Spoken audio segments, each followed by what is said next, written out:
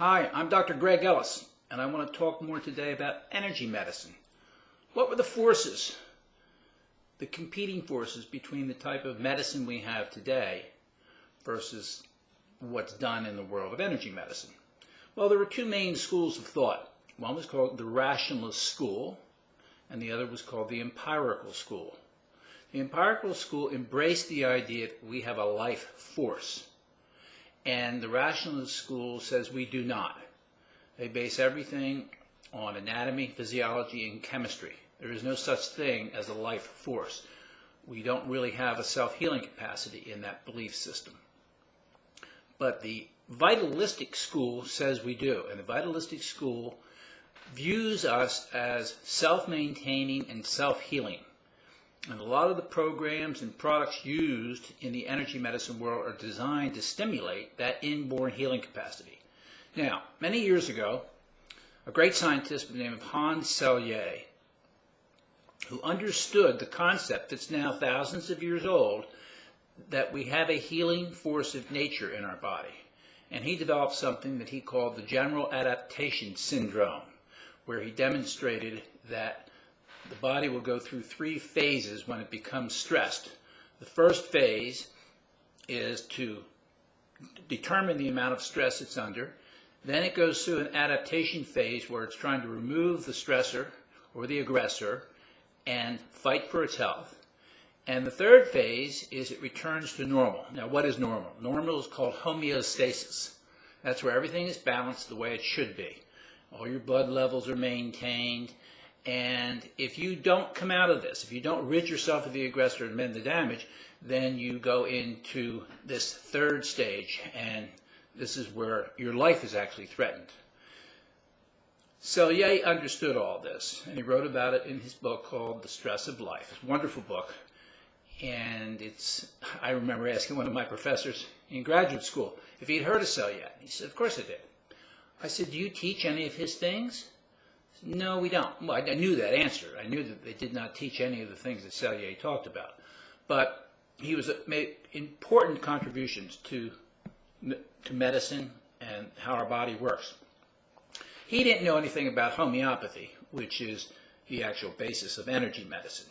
But he did understand that we have a level of adaptation energy. And if that becomes exhausted, we're in trouble. Now, what homeopathy will do is stimulate that adaptation energy. It's very important to understand. Now, there's a whole bunch of ways to practice homeopathy. There is the classical method, and there's what I call contemporary homeopathy, which is the kind that I use. I learned long ago that using the contemporary form of homeopathy did not work that well. So what is a classical homeopathy? Classical homeopathy is where the homeopath takes your case and then gives you a pellet, homeopathically prepared pellet of a homeopathic remedy, and then they sit and wait and watch to see if that does any kind of stimulation to you. Now, I've already shown that the body is made up of a large number of frequencies. All the atoms and molecules in our body are oscillating back and forth and generating frequencies. Each homeopathic remedy has its own frequency, but there's many, many frequencies within the body.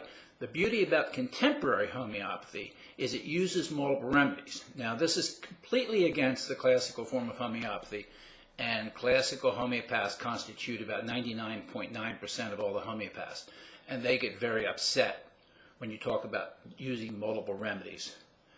And the multiple remedies act very well. Now, some people, I know this, and other people have said this, that homeopathy does not work very well. We've seen this particularly in autistic children who are, by definition, very, very compromised.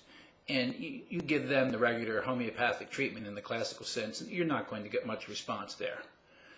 You got to use a more contemporary approach where multiple remedies are used, and they will have the power to stimulate a self-healing response, to turn on your healing power. And that's all we're trying to do here, is turn on your healing power, because you're born with it. You've got it. It's very important that you understand that idea, instead of being just a passive piece of flesh and blood going to your physician and getting a pharmaceutical drug for your symptoms.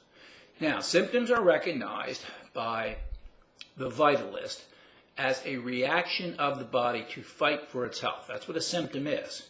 And the regular medical profession does not see it. They see that as your disease, not as a fight by your body to restore itself to homeostasis.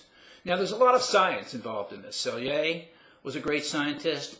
Walter Buchanan from Harvard University conceptualized the concept of homeostasis. And that's where the body maintains itself. Like all your blood, a lot of people think you can change things. Like there's an argument out there today that you can eat different foods to make yourself more alkaline. There's certain things you simply cannot change. They're not under your volitional control, like temperature and all your blood values. They vary, but you can't change them. If they become changed, you're now really sick. If you can't maintain your homeostasis, you are sick. You've got real problems. So you've got to be able to understand that you can't change certain things by diet or taking vitamins. Now, the fascinating thing about the homeopathic remedies is they seem to apply a mild stress to the body. And the body adapts to that stress by becoming stronger.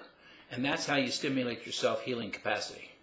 So this war has now been waged for hundreds of years between the rationalists and the empiricists or vitalists.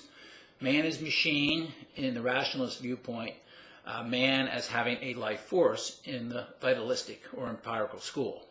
And what happened is the rationalist school won out. They control medicine as it exists today, and the vitalists have been sort of squashed. But this fight will continue for centuries, as it has. And eventually, vitalism will come up, and that's happening now because this information can be generated on the internet, and people are talking about it, and people are sick of taking drugs and not getting better. So that's the underlying historical account between these two schools of thought. And they'll never mix. They can't mix because they're ideologically opposed to one another. And we just have to accept that tale. That's the way it is. Okay, I'm Dr. Greg Ellis.